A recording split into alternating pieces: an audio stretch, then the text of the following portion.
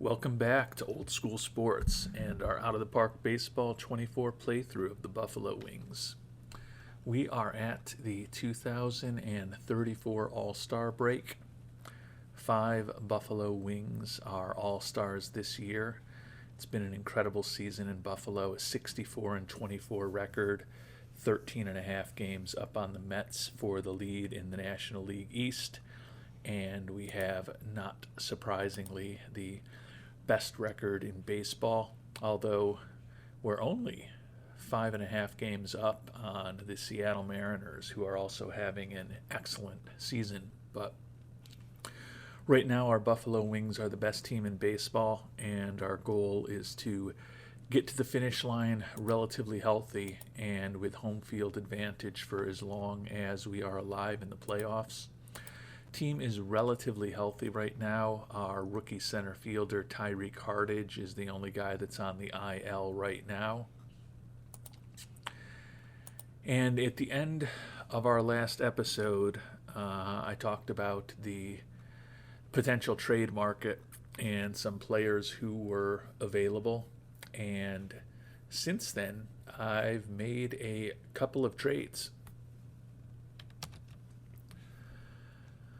We are obviously in it to win it this year, and we are going to do everything possible to ensure that we can finally not just get Buffalo to a World Series, but hopefully win a World Series, because as great as it is to potentially be on pace for an historic regular season, the goal is really to win it all.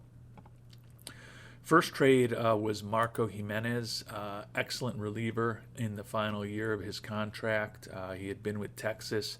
Texas was not looking for much of anything at all for Jimenez. All we had to give them was a aging reliever with a good personality, so we were happy to do that. Don't really understand why they dumped him for so little, but we're very happy to do it. It is going to open up potential issue with our bullpen. We may need to get rid of Sean Sullivan, who is our only original Buffalo Wing left. But as we talked about in our last episode, his team option that we have for next year is at $3.8 million, given that at this point he is purely a reliever. We could use him as a starter if we needed to, obviously, with the skill set he has, but he's just not one of the top 5 starters in our organization. I think it's unlikely that we will execute that option. The other guy to consider moving on from, since we're going to need to make a spot on our roster, is Franklin Heel. Now, we do have control of him for the next 2 years also, potentially after this season, at a much more reasonable amount. Unlike Sullivan, he's not a guy that we've really ever tried to use as a starter. He's got enough stamina to do it, and he does have a 3-pitch arsenal, but we've used him, I think, entirely out of the pen since the time he was with us. Yeah, he's actually never even started a game in the majors at this point. But those two are kind of the first 2 guys we would think about moving on from to make room for Jimenez. We've got a couple days, being the All-Star break, for us to figure that out. And then the second trade that we made was for a middle infielder, Chris Dillard. And we were able to get the Astros to retain all of his contract. Not that it's a huge contract. We talked about Dillard at the end of our last episode, and in the comments, I know it was noted that C.J. Abrams is a guy who could fit us well. I did also try to look at Abrams, but the price for Abrams was a lot higher, so I felt that Dillard would fit better. One of the things I liked about Dillard is, even though he's 30 years old, he's got option years left, and he basically is only a shortstop at this point. But we can, now that we've got him in Albany, have him play third base and second base, get fully proficient at those positions. And then honestly, I think that for a potential playoff run, Dillard could end up being our utility infielder, because I think he will hit a bit better than the young Rule 5 acquisition we've got on our 26-man roster right now certainly will field better. I think that Dillard could be used as a late inning substitute at second, third, or short with those ratings compared to what we have out there. Also a potential pinch hitter. So I think on the margin, even though he's not even with the big club right now, he's going to give us a little bit of a boost potentially in the playoffs.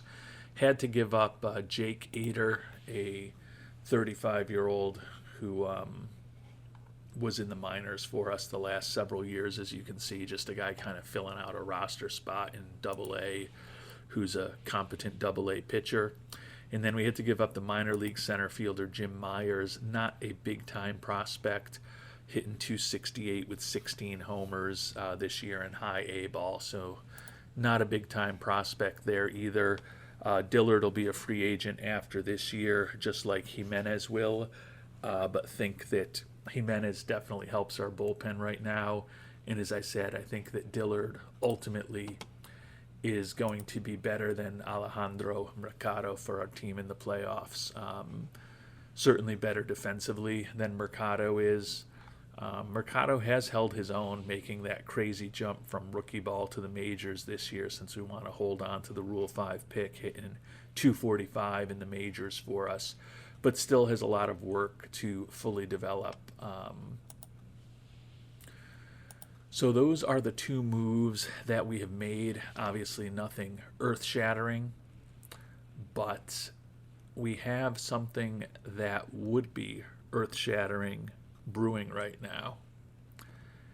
And this is the big one that we have been trying to execute on for the past several seasons. We've found a guy who we think could be an ace starter for us. We're going to have to give away a lot to bring him on board, including our number 3 prospect in our organization, Dave Zapf, who would have made his major league debut very recently if he wasn't still recovering from that fractured foot when we had the injury in center field to Hardage. We were definitely considering bringing up Zapf to fill that role. He's hitting .307 with 20 doubles and 15 homers and 270 at-bats in AAA this year. Certainly looks like he's ready to be an above-average major league player. As I mentioned, he's the 3rd-ranked prospect in our organization right now. And this deal is centered around him, but he is certainly not the only valuable asset that we are potentially going to give up. We have been going back and forth with the Marlins on a potential trade, and I thought they were going to wait and think about it for a day or two, but the last offer we made to them, they just said, hey, let's do it, was their response to us. So we have to give up Gavin Grahovac, who is a good utility player for us. He's in our starting lineup against left-handed pitching, hitting .264 this year, an above-average offensive player, making a ton of money, but fortunately for us, when we brought him on board, the Brewers are keeping 80% of that contract. So he's a pretty economic player for any team to have, as we've talked about in the past, a guy who can play a lot of positions. But as I talked about in our previous episode, we've got a lot of young outfielders coming our way, so I think we can potentially move on from Grahovac. We also have to give up a pretty good starting pitcher, Drake Purvis. We recently traded away, just barely 3 months ago, our ace pitcher, Chris Sabatka, and other assets to bring Drake Purvis on board. Purvis has been disappointing, 6-5 record, a 4.98 ERA, but he has certainly been an above-average major league starter over the course of his career. He's only 28 years old, and he is signed for several years to come, and we had gotten Nashville to retain 40% of his contract, so he's also a reasonably economical pitcher for a guy who is a solid 3rd starter. maybe even a 2-starter for some teams. So those are the 2 established major leaguers that we need to give up. A very good starting pitcher and a useful bat off the bench. We also have to give up Zap, the number 3 prospect in our system that we've talked about. Juan Aller, who was a international free agent signing of ours a few years ago. Left-handed relief prospect. We're starting him this year in his first year in organized ball just to get him as many innings pitched as possible. But with the fact that he's going to be potentially a 2-pitch guy, I think he can be a really good major league reliever, a really good left-handed arm. Would prefer not to be giving him up, but it's going to be a costly trade. Juan Villapando, a guy who was our 3rd-round pick in 2031, hitting .299 this year in A-ball, probably about due. Actually, we did just promote him to Jamestown when we did what we normally do at the All-Star break each year and went through our farm system to kind of do one of our check-ins each season and promote some players. So he's now in high A-ball. Doesn't look like he's going to be a superstar, but with 60 outfield range, decent bunter, decent speed, and a bat that looks like it could be a little bit above average, certainly a guy we'd prefer to be keeping in our system if at all possible. Those are kind of the highlights of the trade. Veteran Jacob Berry, who's just a guy in our minor league system, happy to give him up. David Renderos, 24-year-old pitching prospect. He's in Double-A for us this year, doing a fine job, but he looks like, best case scenario, a back of the rotation or a back of the bullpen guy at the major league level. And then 21-year-old minor league left fielder Eric Bucket, 5th-round pick of ours 2 years ago. Like the personality, like the defensive ability, decent speed. Question is whether he's ever going to hit enough to be a major leaguer. Hitting .271 this year with 8 homers in single-A ball in his first year out of rookie ball. So it's not going to be a cheap trade. Like I said, the number 3 prospect in our system who's major league ready to be a good outfielder and probably a guy who could make a all-star team or 2 over the course of his career. A guy right out of our starting rotation, good major leaguer, relief prospect that we think is going to be real good, another outfield prospect that we think could be pretty solid, and then less impressive starting pitching and outfield prospect as well, in addition to Barry. But the prize would be the 25-year-old starting pitcher, Alexis Barajas, who would give us the ace that we have been looking for this team. He's good at holding runners. He's got more than enough stamina to start. Good personality. Doesn't throw incredibly hard, but generates a lot of ground balls. His stuff and his control are well above average. His movement above average as well. And he's got a 4-pitch arsenal of above average pitches, a fastball, forkball, changeup, and cutter. He's durable. And over the course of his major league career with Miami, he's certainly been an above-average major league pitcher. The issue, I don't even know if it's an issue, he's not going to be cheap. He's only making $4 million this year, but his arbitration number next year is $11 million, and it's probably 17 or 18 million the year after that. So he's a guy that we would potentially look to hopefully extend, but we've talked a lot how we'd love to have a young ace to really build around with this franchise, and we've got Sincere Shazier, who came up with our system. Jorge Carrillo's having a nice year for us this year. Juan Estrada's having a nice year for us this year. We've still got hopes for Isidro Ochoa, but outside of possibly Shazier, Barajas is better than we hope any of those players will become. And I think having a true number 1, or even better in the case potentially of Barajas and Shazier, 2 guys who are number 1s on our pitching staff, will be a huge asset as we try to get through some of these playoff series. He's certainly an upgrade from Drake Purvis, as good as Purvis is. Barajas is younger, and he's already a two-time All-Star. Purvis is older, and one-time All-Star back in 2032. Grahovac, we've got outfielders in our system that can fill the spot there. That doesn't scare me at all. I don't love giving up three of these prospects. I'm okay with Bucket, don't care about Barry, okay with Renderos. But Dave Zapp is a potentially really good major league outfielder. Juan Aller is potentially a very good left-handed major league reliever. And Juan Villalpando is another guy who's potentially a good major league outfielder. But we are getting the best player in the deal back. We are getting a potentially great major league starting pitcher. Love the fact that he's durable. Love the fact that he's relatively young at this point, and he's a proven major leaguer, not even 26 years old yet, and he's about to complete his fourth season in the major leagues this year.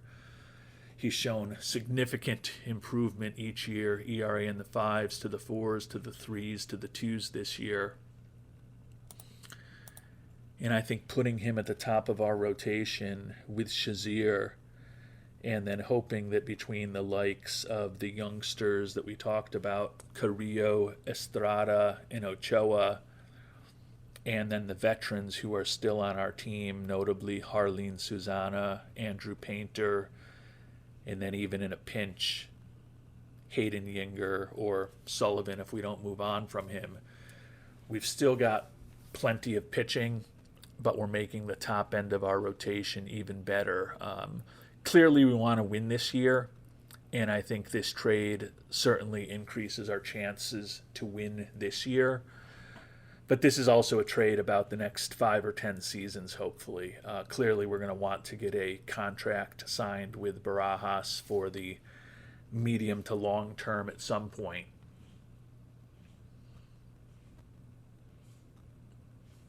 It's a lot to give up, but it's less to give up for an ace pitcher than a lot of the other deals that we've looked at in recent seasons. He's an upgrade from Purvis, and we can find an outfielder this year in our system to fill in for Grahovac. Zapp would have been the guy, but we've got other guys in AAA who can fill in for Zapp. So we're upgrading the top end of our starting rotation this year. I view it as a push, likely, in terms of what we'll replace Grahovac with. We're giving up a lot of the future. But as I said, Barajas is only 25 years old, and I think it's perfectly reasonable to look at this crew, and even if Villalpando, Aller, or Zapp go on to have really good major league careers, I still think Barajas is most likely the best player in this deal. So we're not fooling around. It's July 10th,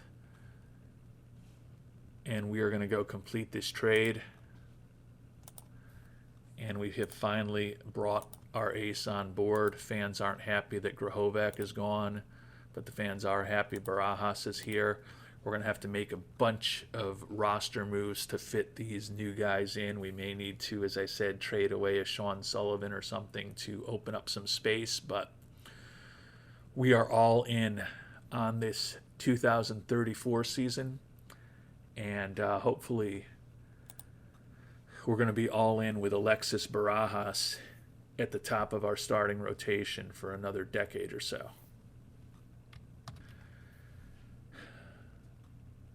And we kind of ended up punting on our decisions around Franklin Heel or Sean Sullivan. We realized Sean Sullivan still had one option year left since he's been on the team. not constantly since we started. There was a year that he split between the majors and the minors, but he still had an option year. So we put Sullivan down in AAA. The reason I was less interested in trading him was that one thing that I did not mention was that the swap we made was swapping out of a left-handed starter for another right-handed starter in Barajas. So we've got Walborn and Wenzel as lefties in the pen, but want to kind of have that flexibility to still have Sean Sullivan in our organization if we do have any injury issues with either of those guys, to have a proven major league lefty available to potentially join the other two in the bullpen. In a perfect world, I'd love a third left-handed arm in the bullpen, but the perfect world would not be us having any injury issues, which is kind of the only way to get there right now. So I feel like our rotation is stacked right now with Shazier, Barajas, Estrada, Carrillo, and then Susana, who's just off the IL. Miller, Walborn, Vallejo have all had really good years for us, although Vallejo, the youngster, has been banged up with some injuries. Jimenez going to help bolster our bullpen in a setup role now. Painter moving out of the rotation into a middle relief role. We want to use him more often. Hayden Yinger, another guy who, like Painter, could start for us as our long reliever now. And then we've got the lefty and the righties, Wenzel and Heel. Is kind of the two guys who have performed the worst for us this year. Certainly would not expect both of them to be on the playoff roster. Tend to think the advantage right now would be to Wenzel simply because he is that second left-hander. Still may need to do something else, but I feel like this was a big-time deal for us. We've actually freed up some money because when we made this last trade here, Barajas is making significantly less than Purvis is this year. So that freed up a little bit of money for us as well, even though we're halfway through the season. So I think that this is probably the big moves for us this all-star break, and as we approach the trade deadline. We've still got almost 3 weeks to go. Could go in a lot of other different directions. We'll clearly keep checking in on the market, but feel like we potentially upgraded at utility infielder. We've made a big upgrade at starting pitcher, and we've also upgraded our bullpen, and we're the best team in baseball already. So that should put some pressure on some other teams to make some moves to try to chase us. And our mediocre play in July after the incredible start to the season has continued. We split a 4-game series with the Pirates coming out of the All-Star break. We've got 4 at home against the Mets and then 3 at Milwaukee before finishing off the month at Toronto, home against Colorado, and 1 game home against the Dodgers. So 2 weeks till the trade deadline at this point. Tyreek Hardage is back from his injury. So essentially what the departure of Grahovac means to us, if everyone stays healthy, is that Tim Gaglia is now staying in the major leagues. If Grahovac was here, odds are we'd be looking to demote one of the youngsters, Kimmel or Gaglia. Obviously, we're going to rework our lineups to get Hardage back in at center fielder most often. But Kimmel's hit 284 for us in 102 at-bats. Gaglia's hit 288 in 52 at-bats since Hardage went out with that injury. So they've both proven that they're capable. So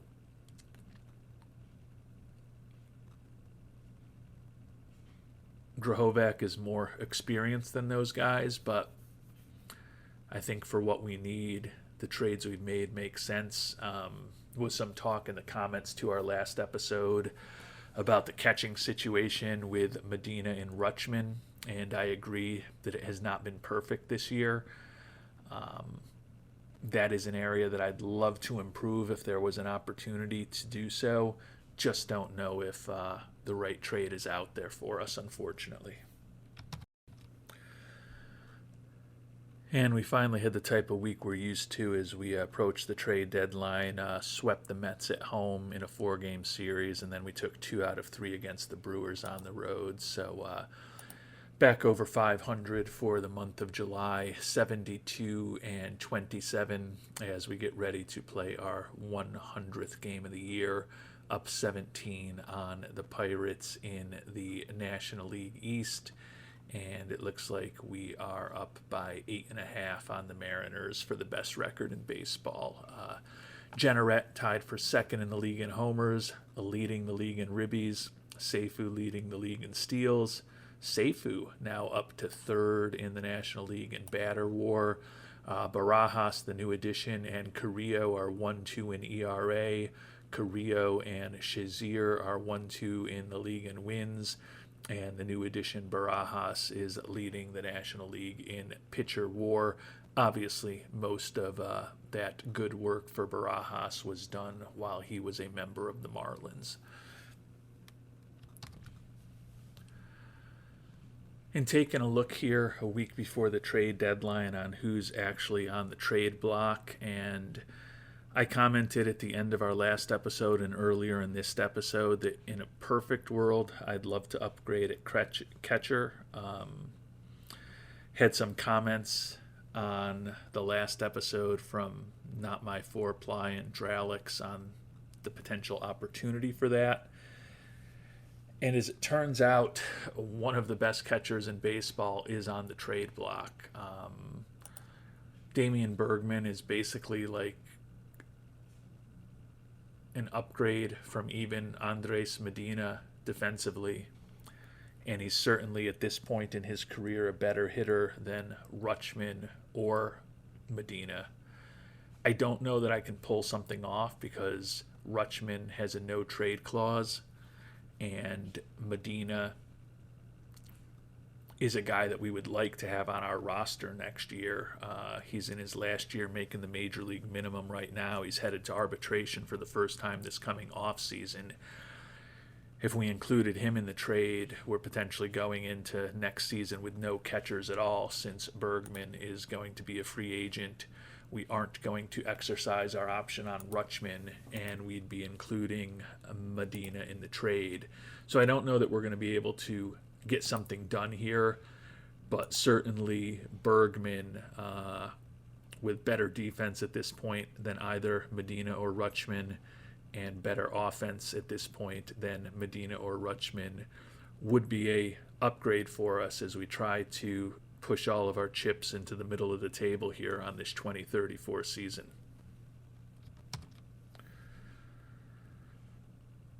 The trades that appear to be out there here on July 24th are just too painful for me to make, even as a team that's all in on this season.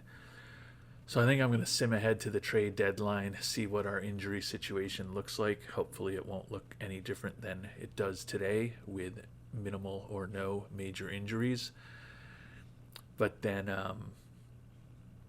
still see if maybe there's something we can do the final day before the trade deadline. If the price on somebody comes down materially, maybe there's still one more deal that we've got in us. We've certainly got money to bring on some contracts at this point. It's just the impactful players who are still on the trade market. Their teams are looking for more than we are willing to pay right now, unfortunately.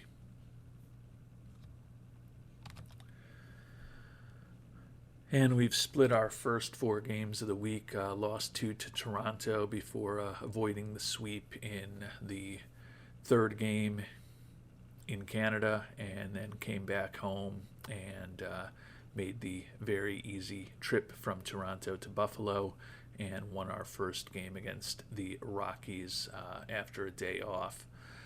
Have one minor injury, nothing that should really change our plans as far as the trade deadline, but the young center fielder Tim Gaglia day-to-day with a sprained ankle for about a week. He's still producing pretty well for us, hitting 282 and 71 at-bats, 5 doubles, a couple of triples. Yet to hit his first major league homer, is 5 of 6 on the base paths, well above average offensively, and still a pretty solid defensive player. He's actually been getting more playing time in center field than Hardage since Hardage came back. Hardage is kind of in more of a platoon role. We're starting him against left-handed pitchers, but playing him in right field against left-handed pitchers. Have an embarrassment of riches, really all over, but particularly in the outfield right now, and a fair amount of youth, other than Jenneret, the big free agent acquisition. Bolig's 27, and then Kimmel, Gaglia, and Hardage are all 24 or younger. So I don't feel like there's any obvious trade for us to make. I would love to, in a perfect world, add the big catcher, Damian Bergman. We've also been looking at some of the other nice combinations of offense and defense that are available. Andres Jimenez, Joey Moore would be a huge bat for us to add. Not that we need him, but we are just trying to batter the rest of the league into submission this season with a roster that strikes fear and pain and heartache in them before the games even start. So I'm going to still give things a thought. If you think there's a direction we should or shouldn't go from kind of this highlighted list here of some of the top guys who are on the trade block, would love to hear those thoughts. Don't know that we're going to do anything, and obviously, as I always say, and I say obviously a lot, as you know, so drink if you're playing the drink when old school says obvious game. I can look at players who aren't on the trade block. Clearly, we did that with the huge trade that we made at the beginning of this episode when we brought on our new ace, Barajas, although we slotted him behind Shazier in the rotation because Barajas had pitched more recently than Shazier, so we wanted them both on full rest. Barajas 1-0 with a 4.24 ERA in his first 3 games. He did not get a decision in the game against Colorado today. You may ask how I know that, because I knew he was 1-0 in his first 2 starts. He must have not been great today, because his ERA was much better than not much better, but it was better than 4.24 before this game. So Barajas went 6 innings, 8 hits, no walks, 7 strikeouts, allowed 4 earned runs, the worst start he's had for us since he joined us. But I'm not particularly worried about how Barajas will perform on the mound when all is said and done. So the question now is, do we hold tight with the pitching staff that we've put together, or do we try to do something else? Rutschman's, really kind of fallen off this year. Still hitting 244 on the season, which is better than Medina's 211, but neither of them is an incredible offensive player. So if there's a way for me to bring Bergman on board without giving up Medina, I would certainly do it. Rutschman, is not willing to waive his no-trade clause, and I can't blame him. He's been with us 5.5 years. He's on the team that is most likely to win a World Series. He's got that right, and even if we hadn't given him the no-trade clause, he'd have 10-5 rights at this point anyways, so we still wouldn't have been able to trade him, but we wouldn't have been able to get him without that no-trade clause when we signed him as a free agent. So definitely feel like our optionality is not as good as I would love it to be, or like it to be right now. I'm going to continue investigating Bergman. I don't think there's a deal there to be done, but as I talked about, he's even better defensively with his catcher ability than Medina, and with a 285 average and 18 home runs, he is much more productive offensively than either of our catchers right now. So to me, it's the most obvious move we could make to upgrade this roster and make other teams cry out in pain at the mere thought of having to face our team. But I don't know whether I'll be able to pull it off or not. If you've got thoughts on whether that's a direction we should go, as I mentioned, would love to hear them. As we close in on the end of July and the trade deadline, we are 17 games ahead of the Pirates, still in first place, and it looks like we are at 74 and 29, 8.5 up on the Mariners for the best record in baseball. So it has been a great season for the Buffalo Wings. The goal is to ensure that it's a great postseason for the Buffalo Wings as well. And step one of that is going to be remaining healthy. Step two of that, is there another player or two that we can add over the next few days before the trade deadline? And that's what we'll tackle in our next episode. Until then, thanks so much for watching, and hope you have a great day.